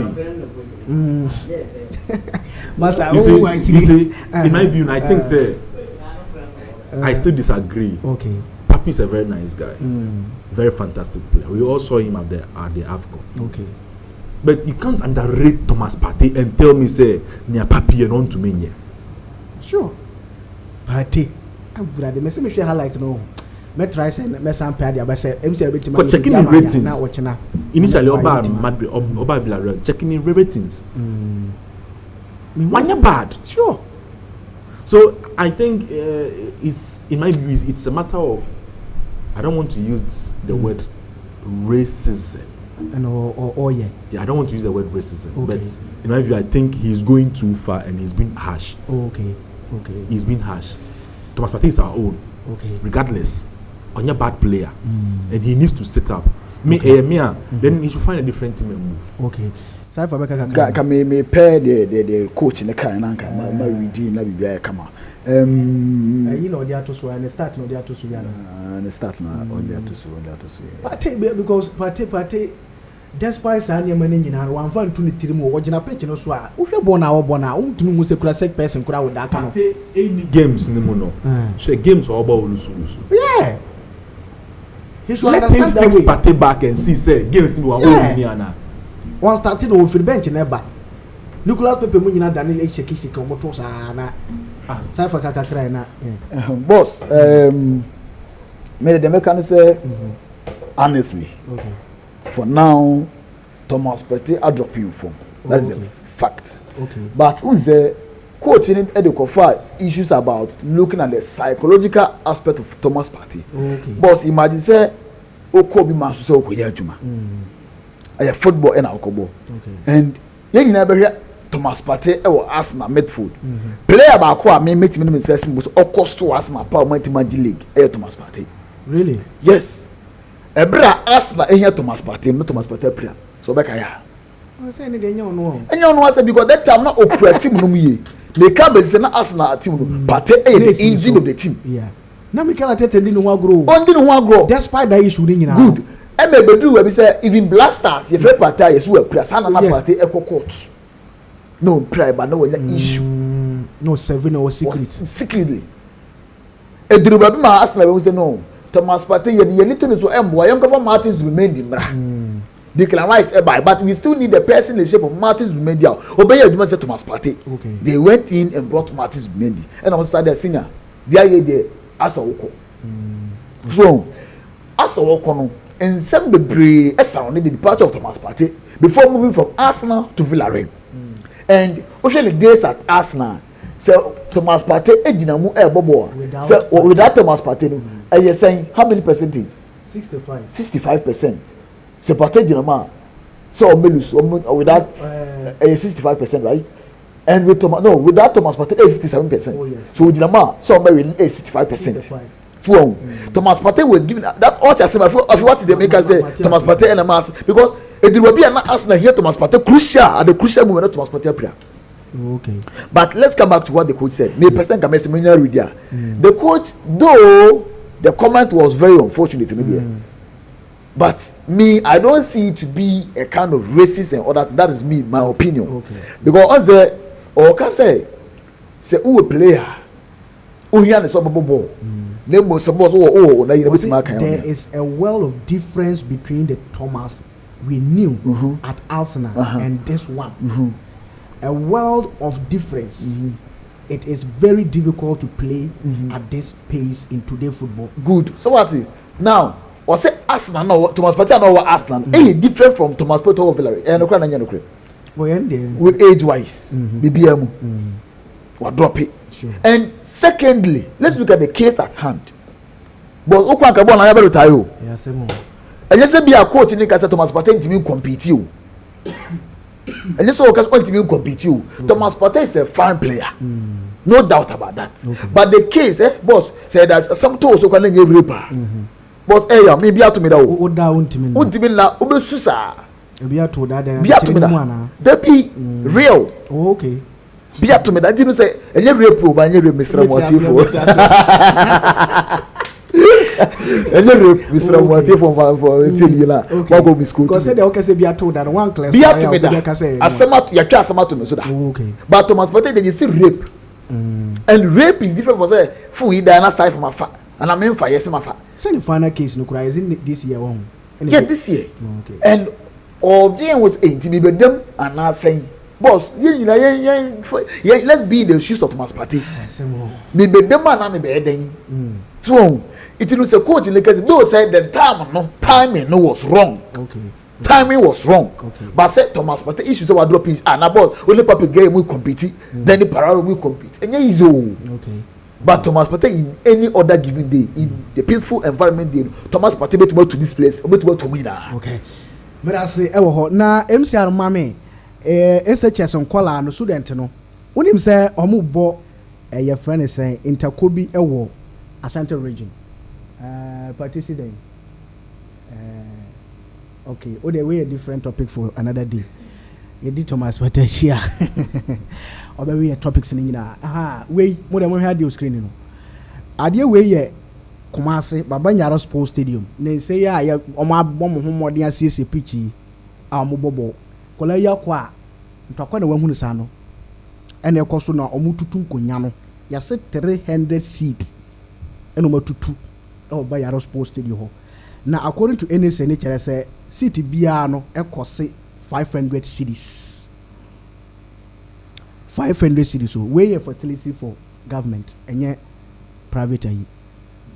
Meaning how we comment. Even before they say, Omode, sorry, even we be more crano. Komoka say, just a more year near my answer. and it go to a rate to the extent I say who say cadets for no e protect alcohol no mo kohwe wo way to a wire kwanya ni say masa no ato as a word if over field or over patch one and as studio or no dey free field eba Ghana I don't know Biggie serious. What do you have to say on this? In this instance, a very difficult sell be more corporates now. Okay. Because of woman numbers now. Aye. Because one to me figure out say nipa we. But I think say school no me ko tie so how na me ba no. You will have to get the schools involved. Yeah. Get them the fine and compel them to repair it. Sure. Because already recently, CAF Eba has a woman by special in our stadiums. Oh, yeah. Because we are supposed to host, I think, under 23 AFCON. Yeah. You could have a under 20 man and South Africa. Our venues were rejected. As we speak, we don't have a FIFA standard pitch and as a stadium in this country. We don't have. Say a more official match, senior official match. It takes the officials at the GFA to go and lobby. Ye pachawo, ye sremo, ye pamcho, ye sremo, and sana. Oma jema ma ye say, ye de, ye more ye pitching so. So say ye de. Pitch and I say park na mama say munyusu for more games because menu here they be a bo finichi say they don't pitches. Good they don't put enough investment into some of these games because these games will produce talent. Oh yes, recently I'm about IBA crying say these are the moments that your coach football these are moments that you with me athletes representing country. These are moments a bit many players to feed our Premier League clubs. But here is the case here, the park namam, stadium namam. Look at the cost of 300 seats. What is it? What's wrong with us? Boss, media is all about discipline. You need discipline. Okay. And the youth now about system no more. You need discipline. Okay. You mushy. Nancy to you, you need a student a coach teacher in Bono. Oh yes. Teacher new. Now or they because the teacher in the air tries to ensure as obey ensure discipline the school. My watching na Bono as I video so. Are we serious as a nation? Question. Now yen ye ko school ti o ko so yen for 1 2 3 gba and le ko check gba one more school me say one ko school ye pe abode vet yo no dimbe 3 omo de wa be to omo ko ho e de wa ba school na go e be gba no but no pa obi ba ye bone kwa fa ba ko twa ne say pe na hwe ade Cypher one kai me ya obi killer he was secondary school 2014 no 2013 okay number form 2 okay secondary school na your seniors ne juniors ne nya problem enya topa e wa dormitory until masters no ko dina juniors ne chi so we cause a rift between seniors ne masters and I will be coach chro sanya na pa man na pa masters no wo baby am tatina bia some tatina and I will be coach chro 1 blow 7 condemn editor placard so et kobo na once the Mondays you call assembly until when masters be hu na omo chi like omba assembly or omo bisa say final okay when in school balance none of us own up say what happened what say and they omo clean na we share assembly hall now okay look your doors okay no two gate men gate ba open and I headmaster sorry jam wow the masters no more be best 12 obedi 3 sa me na me ka kire master bia be ma 3 kings na enye kings enye mere kings omo use nim tree thickness be say go no for Me ko kete crashes in okay. Everybody. Cypher, and about 2 1 D. Hey, now we get 3. Me say sound out better and the pa. Cypher, maybe I'm gonna make a show you.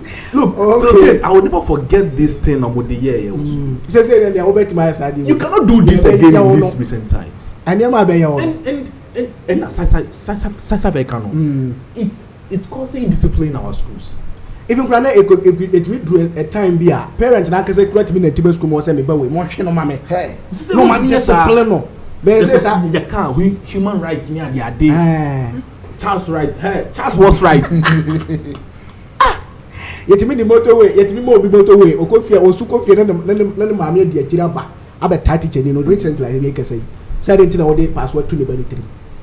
First, no, I would rather more till lies about 20. So, DK, okay. The level of indiscipline is coming because Nina started from. I'm not doing politics. Oh yeah. That free education leader schools will be on Kubino. I'm at that kind of indiscipline level now. Yeah. And it's not about me politics. We do sport. We don't do politics. Yeah. But young kind of crying nipa. Because tell me now, maybe say me senior DK. Me say box and come and try me 12 Ks. But say jam be say come and me kill him. Okay. A small boy. But discipline would mean the focus. Okay. But and no, ya je bibiasa na ade a ye nyina ye gi ani wo ho. Oh yeah. Ye libu o man ho. Ye bo even Afcon qualifiers ye bre ye ko pa to ko bu nkotodwe. World Cup qualifiers ye bre na ye tima ye we kura ye sika amafo di wase. Oh I say. Yes okay. Millions of dollars amafo di.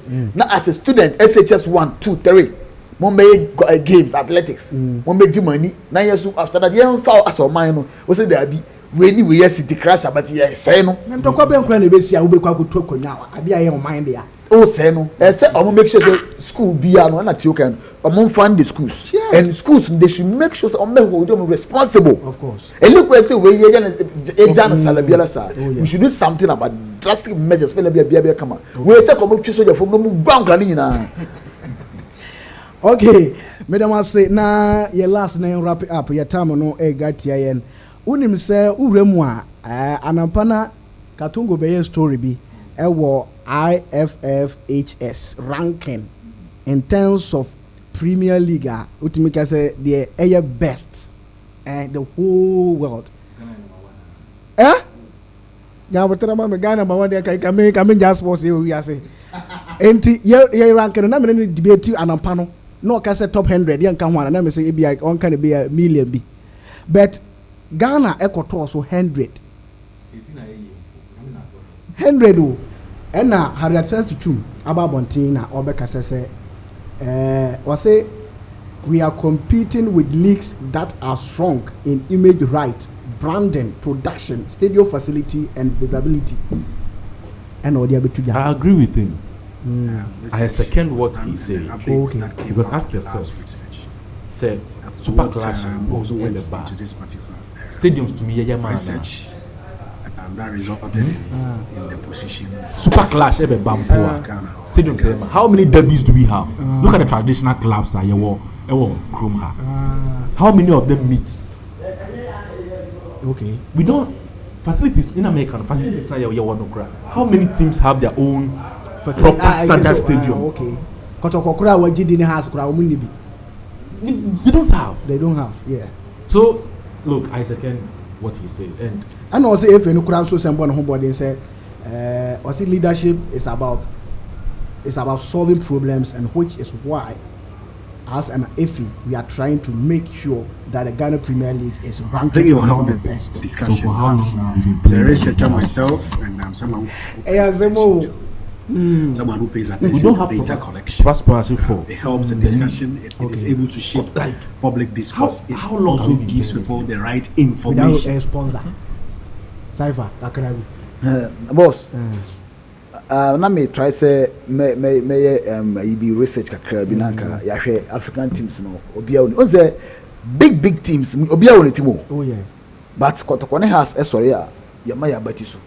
Yo, yeah, big. Yeah, about 1911. And 100 years, what mean now? Wow, stadium. At least, ka 10,000 seater stadium klananka wow there because every revenue be abake baba ho but now we use Accra Sports Stadium we use GMC UGMC Sports Stadium unya elika no na support sen kwa na ba park na wanya so mfaso but se unya wankasa wo dia this kind of wow you know say okay man at the end of the year no my target is bia me benya bia 500,000 Ghana cedis manya bia 350,000 Ghana cedis me da yesi bisa even Kotokoni has do they have their audience no supporters or no do they have a platform okay your supporters 20 teach man database good your database bia supporters you 20 teach man Kentampo you 10 Kumasi you 100 Accra you say do they have no I say anumudane kasasa and your league in the boss I am 100 le da ho no your league for now dear and yes bia for now dear okay Ghana Premier League MRD 21 eno Nation FC omo alidi me fan say 2-1 editia mediama enti wochena enti eno no de tie na Ashmero so akolo e asemo Majida Ashmero from Anderlecht so say woni ho bi mo akopie mo Belgium ayasemo one of metimaka say ye pe obi a obeche pass say kura Black Stars ko ye ni sa play ni bibiem ye ni bi ebe yiri o bro stories no do so na mom ye be ye ko stories no do so ma o de mati me boss we de ye be chia bank ruler okay ejumera na ya chia eti for na hwefo a mo hwe ye do mas be bre okay na adesrede a ye de to o mani man say omo making sure say pages no me follow oh yes a share oh yes na program e ko so omo share na omo nyonfo ne omo nuanom families nya bi so share okay we ye obi a wo ton ade wo didwa bibi na projects bi na o pese wo ma ogbo hunde ora making sure say we buy as you okay betumi ne what na say okay very cool prices okay yeah so now you have to about the amount okay see eda obi bi ase okay big no yako boss me ko na ye da CEO ko fa bai nyakopo ensha no pa say ne ja wa bie mama ye so betina na ye tutun sem ne ba and ye hwefo ne yado for more all the social media platforms ye do munyina ase and this Friday so ye ntufo de bia se ne tika Monday wo he ya o Friday so ye ntufo Monday wo he ya o se ne sie ne no and boss ye ko na ende ajonka me so fato so mamwa ya nafo ba ko Kentampo okay you see another to say Charlie nyame adoma me birthday ende I'm so sad they send ka nten kwa nanka oh yes nanka gracias or yantes eyema but one time you say me so me senior junior gracias or yantes say me apart from Jan Godfred okay Jan Godfred and then the birthday now one of that screen is one in the back kama part Jan minister wa Kentampo nante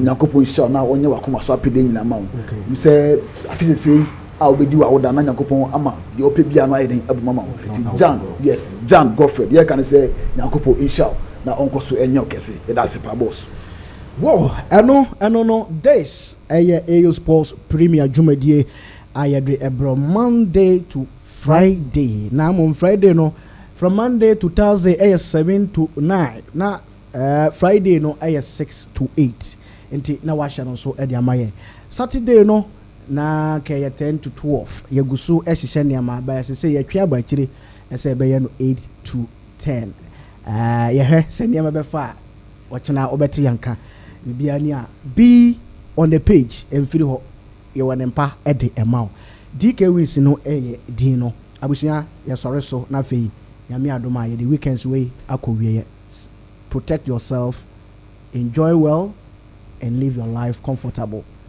Obake bye bye.